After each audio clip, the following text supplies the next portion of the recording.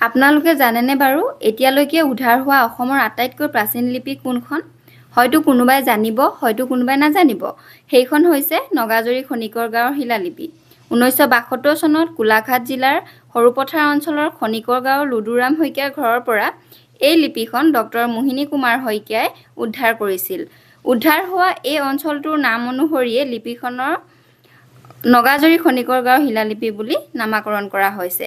লিপিবিদসকলে এই শিলালিপিখনৰ সময়সীমা ৪ৰ্থ শতিকাৰ শেষৰ ফালৰ বুলি অনুমান কৰে। আনহাতে কিছু লিপিবিদে আকৌ ৫ম শতিকাৰ আগভাগৰ বুলিও ক'ব খোজে।